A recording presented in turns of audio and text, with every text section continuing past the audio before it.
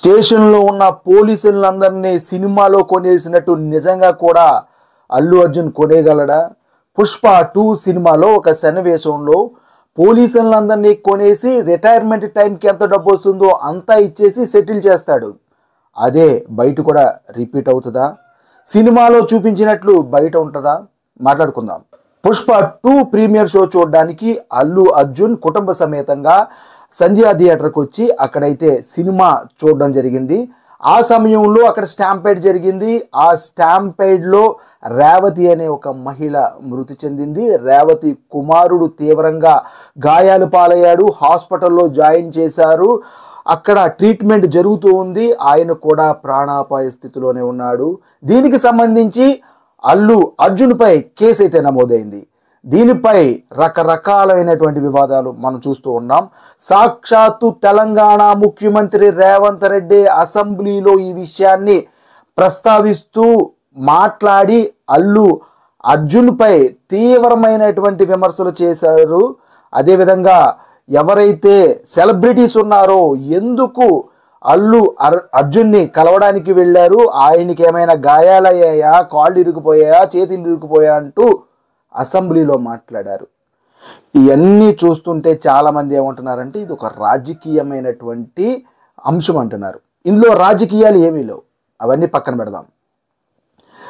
రాజకీయాలు లేవని ఎందుకంటున్నానంటే పుష్ప 2కి సంబంధించి రేట్లు పెంచమని ఇచ్చింది రేవంత్ రెడ్డి, పెంచారు. అయితే డైరెక్ట్గా రాజకీయంగా అల్లు అర్జున్కి అలాగే రేవంత్ రెడ్డికి ఎలాంటి విభేదాలు లేవు. కానీ జరిగిన సంఘటనకు సంబంధించి ప్రభుత్వంపై విమర్శలు వస్తే ప్రభుత్వానికి చెడ్డ పేరు వస్తుంది. కాబట్టి ఈ ఘటనకు సంబంధించి హీరోయే బాధ్యుడు అనేది ప్రొజెక్ట్ చేయాలి అనేటువంటి ఒక ఉద్దేశంతో మాట్లాడినట్లుగా తెలుస్తోంది రేవంత్ రెడ్డి గారు అసెంబ్లీలో. దీనికంటే ముందు అల్లు అర్జున్ పేరు మర్చిపోవడం, సభలో రేవంత్ రెడ్డి సీఎం తెలంగాణ సీఎం పేరు చెప్పడంలో తడబడ్డడం ఈ ఒక అంశం అయితే, తర్వాత కేటీఆర్ దీన్ని తీసుకుని ఎవరైతే కేటీఆర్ రేవంత్ రెడ్డికి ప్రత్యర్థిగా ఉన్నారో ఆయన బన్నీకి సపోర్ట్ చేస్తూ ట్వీట్లు చేయడం కానీ లేకపోతే మాట్లాడడం కానీ ఈయనకు కోపం తెప్పించి ఉండొచ్చు. మొత్తానికైతే ప్రభుత్వం పైన ఎటువంటి విమర్శలు రాకూడదు, హీరో బాధ్యత వహించాలి. అవసరమైతే 1 కోటి రూపాయలు 2 కోట్లు ఆ బాధిత కుటుంబానికి అందచేసి వాళ్ళకి అండగా ఉంటానని హీరో చెప్పాలి. ఆ విధంగా హీరో నాదే తప్పని ఒప్పుకోవాలి, ప్రభుత్వంపై నెట్టకూడదు అనే ఒక ఉద్దేశంతోనే తెలంగాణ సీఎం అసెంబ్లీలో ఈ టాపిక్ని ప్రస్తావించి ఉండొచ్చు. ఎందుకంటే అసెంబ్లీలో మాట్లాడిన మాటలకు ఇమ్యూనిటీ ఉంటుంది. న్యాయస్థానాలు కూడా చాలా సందర్భాల్లో క్వశ్చన్ చేసే అధికారం ఉండదు. ఈ ఇమ్యూనిటీని ఉపయోగించుకుని ఈ కేసు మొత్తాన్ని హీరో వైపు డైవర్ట్ చేయాలి అనే ఒక ఆలోచన అయి ఉండొచ్చు. తమ ప్రభుత్వంపై ఎలాంటి విమర్శలు రాకూడదు అనే ఒక అంశం కూడా అయి ఉండొచ్చు. ఇక ఈ అంశం పక్కన పెడితే దీనికి సంబంధించి పవన్ కళ్యాణ్ ఎందుకు స్పందించలేదు అని చాలామంది ప్రశ్నిస్తున్నారు. నేను వాళ్ళకు ఒకటి ప్రశ్న వేస్తున్నాను. మీరు చూస్తున్నారు కదా వీడియో, మిమ్మల్ని కూడా ప్రశ్నిస్తున్నాను. ఎందుకు స్పందించాలి? ప్రభుత్వం తరపున కేసు ఉంది, అలాగే ఇటువైపు అల్లు అర్జున్ ఉన్నాడు. మొత్తం ప్రభుత్వం అంటే పోలీసులు అల్లు అర్జున్ తేల్చుకోవాల్సినటువంటి అంశం, సున్నితమైనటువంటి అంశం. ఈ సున్నితమైనటువంటి అంశంలో బ్యాలెన్స్ తెప్పి అటు మాట్లాడినా విమర్శలు అయితే వస్తాయి. ఈ టైంలో ఎందుకు స్పందించాలి? ఆయన ఏపీకి ఉప ముఖ్యమంత్రిగా ఉన్నారు. ఈ ఇష్యూ అంతా తెలంగాణలో జరుగుతుంది. స్పందించాల్సిన టైం వస్తే స్పందించవచ్చేమో. ఆయన స్పందించినంత మాత్రాన ఇక్కడ ఏమైనా మార్పు ఉంటుందా అంటే ఏ మార్పు ఉండదు. తిరిగి అదొక కాంట్రవర్సీ అవుతుంది. ఎందుకు స్పందించాలి?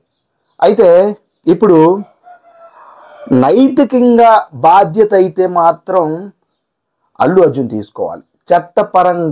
చట్టపరంగా డైరెక్ట్గా అల్లు అర్జున్ది తప్పు ఉండకపోవచ్చు, నైతికంగా అయితే తీసుకోవాలి. ఎందుకంటే హీరో 20 సంవత్సరాల నుంచి రావచ్చు అదే థియేటర్కి, కానీ అప్పుడున్న ఇమేజ్ ఇప్పుడున్న ఇమేజ్ ఒకటి కాదు. అప్పుడున్న ఫ్యాన్స్ ఇప్పుడున్న ఫ్యాన్స్ ఒకటి కాదు. అప్పుడు వేరే సినిమాలు తీశారు, ఇప్పుడు వేరే సినిమాలు తీస్తున్నారు. పుష్పరాజు తగ్గేదేలే అంటున్నారు. అభిమానులు తగ్గుతారా? తగ్గరు, ఎక్కడా తగ్గరు. ఇది పార్ట్ 2 మళ్ళా అసలే తగ్గరు. అలాంటి టైంలో థియేటర్కి వచ్చేటప్పుడు సరైన మెజర్స్ తీసుకుని వచ్చి ఉంటే బాగుండేది. నైతికంగా తీసుకోవాల్సిన బాధ్యత అల్లు అర్జున్పై ఉంది. హీరో గారైతే నైతికంగా తీసుకోవాలి.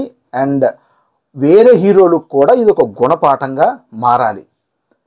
సినిమాలో ఉండేటువంటి హీరోలని నిజంగా హీరోలుగా భావించే వాళ్ళు కూడా ఉన్నారు.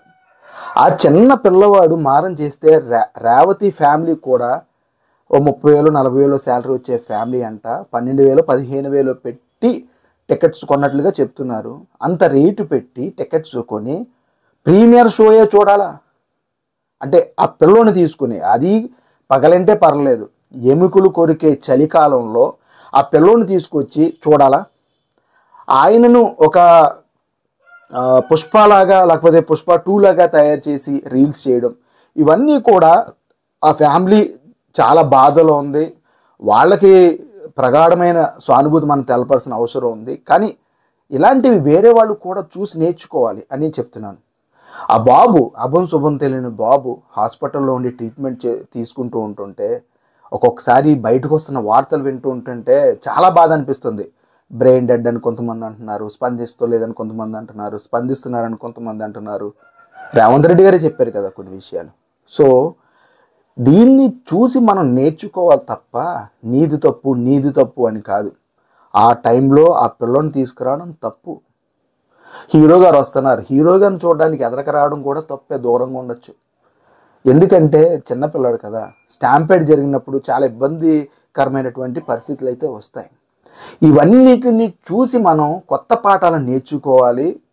ఆ కుటుంబం, బాధిత కుటుంబం ఏదైతే ఉందో ఆ బాధిత కుటుంబానికైతే అండగా ఉండాలి.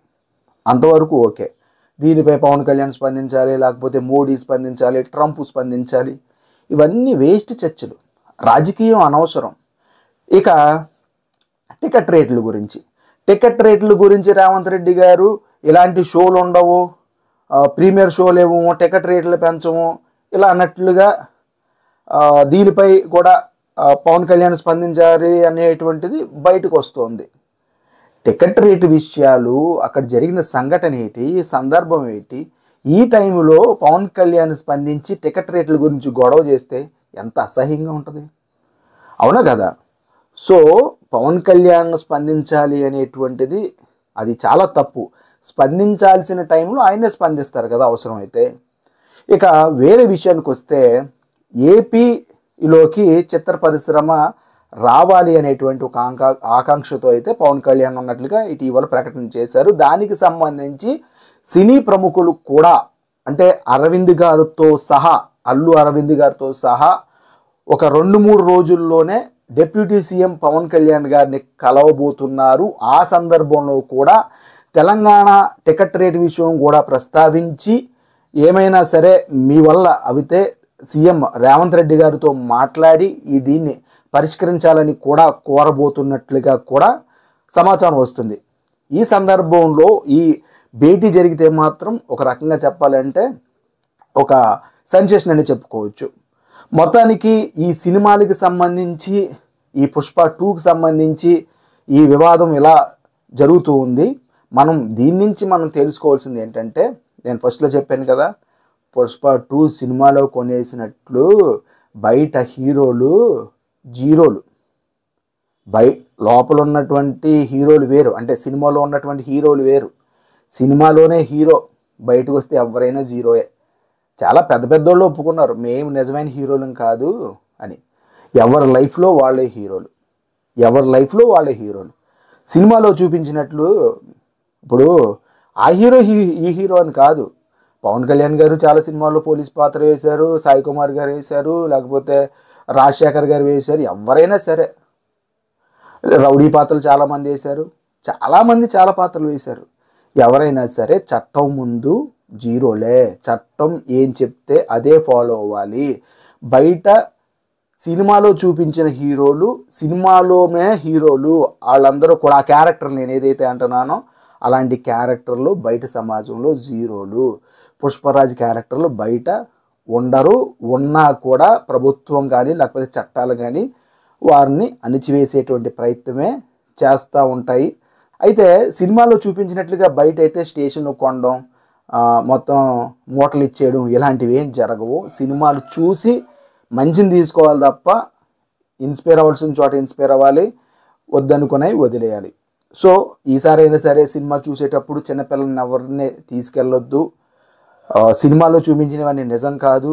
హీరో వర్షిప్ ఉండొచ్చు, అది కొంతవరకునే ఉండాలి తప్ప మితిమీరిపోయి ప్రాణాల మీద తెచ్చుకునేటువంటి విషయంగా ఉండకూడదు. ఇక హీరోలు కూడా నైతికంగా బాధ్యత తీసుకుని ఇలా స్టాంపేడ్ కూడా జరగబోతుంది అనేటువంటి సమాచారం ఏమైనా ఉంటే, ఇంటెలిజెన్స్ కూడా ఒక రకంగా చెప్పాలంటే ఫెయిల్ అయిందేమో అనిపిస్తుంది. ఈ అంశంలో ఇంటెలిజెన్స్ కూడా మంచి సమాచారం ఇచ్చి ఇలాంటివి జరగకుండా ఉంటే మరింత ముందుకు సినీ పరిశ్రమ వెళ్తుంది. జాతీయ అంతర్జాతీయ స్థాయిలో తెలుగు పరిశ్రమ అయితే గుర్తింపు తెచ్చుకుంటుంది.